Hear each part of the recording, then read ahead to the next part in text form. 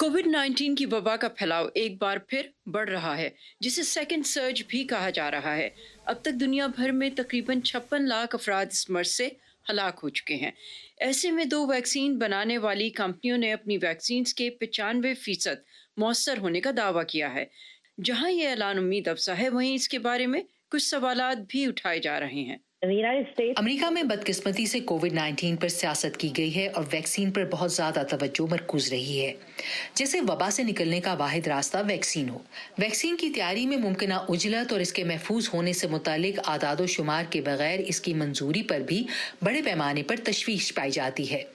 University of Michigan से मुंसलिक doctor प्रीति मलानी कहती हैं कि किसी भी वैक्सीन की तैयारी में मरहलावार डेटा इकट्ठा किया जाता है, जो आपको उस वैक्सीन की अफादियत और महफूज होने के हवाले से हतमी मालूमात देता है।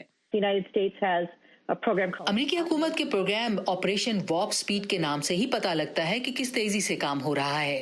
और पिछले दिनों हमें पहले फाइजर और फिर मॉडर्ना की जानिब से कुछ इंतहाई हौसला अफजा खबरें मौसूल हुई, जिनके मुताबिक उनकी mRNA पर मबनी वैक्सीन बहुत मौसर और महफूज साबित हुई हैं, लेकिन इनके आदादो शुमार अभी तक फराहम नहीं किए गए।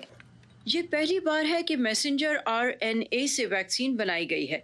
माहिरीन इसे किसी ब्रेक थ्रू से कम नहीं कह रहे।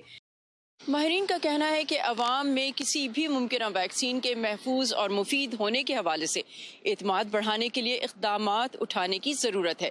जैसे FDA को वैक्सीन के ट्रायल्स में सेफ्टी मॉनिटरिंग बोर्ड्स के किरदार की वजाहत करनी चाहिए।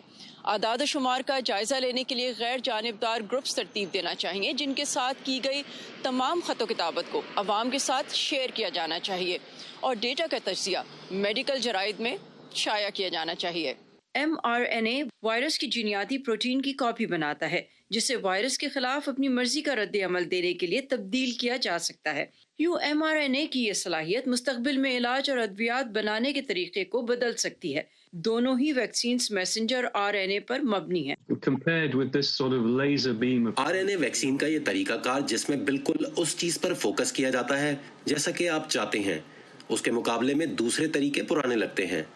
आप कह सकते हैं कि ये एदादो शुमार जो RNA वैक्सीन से आ रहे हैं, ये वैक्सीन की नई किस्म का पेश खैमा है जो मुस्तकबिल में आम होगी। फिलहाल इन कंपनियों की फराहम करदा मालूमात के मुताबिक मॉडर्ना की वैक्सीन 94.5% और फाइजर की वैक्सीन 95% मौसर रही। मॉडर्ना की वैक्सीन सिर्फ एक बार लेना ही काफी होगा, जबकि फाइजर बायोनटेक की वैक्सीन 2 खुराकों पर मबनी है और दोनों खुराकों के दरमियान मखसूस वक्फा दरकार है। सबसे बड़ा फर्क, मॉडर्ना की वैक्सीन 20 डिग्री सेल्सियस पर किसी आम फ्रीजर में स्टोर की जा सकेगी, जबकि फाइजर की वैक्सीन को -70 पर स्टोर करने के लिए खास आलात की जरूरत होगी। और फिर मॉडर्ना वैक्सीन की कीमत भी फाइजर की वैक्सीन से $3 से $8 फी खुराक कम है। जब हम किसी प्रेस रिलीज की बुनियाद पर फैसले करने की कोशिश करते हैं तो इसकी समझ नहीं आती। डॉक्टर मलानी कहती हैं कि अगर उन्हें कोई भी कोविड वैक्सीन ऑफर की जाती है तो वो यकीनन उसे लेंगी, क्योंकि कोविड का खतरा किसी भी वैक्सीन के साइड इफेक्ट्स के खतरे से कहीं बड़ा है। बदकिस्मती से यहाँ बीमारी बड़े पैमाने पर है।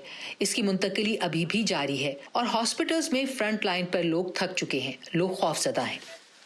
वैक्सीन शामिल करने से हमें बड़ी उम्मीद है, लेकिन अगर हम वैक्सीन के साथ दूसरी चीजों को भूल जाएंगे तो कोविड खत्म नहीं होगा। माहिरीन कहते हैं समाजी फासला, एहतियात और हिफ्ज़ान सेहत के दीगर इक़दामात के साथ वैक्सीनेशन को भी अगर शामिल कर लिया जाए तो कोविड 19 के वायरस से छुटकारा हासिल करना नामुमकिन नहीं। Saba Shah Khan, voice of America, Fairfax, Virginia.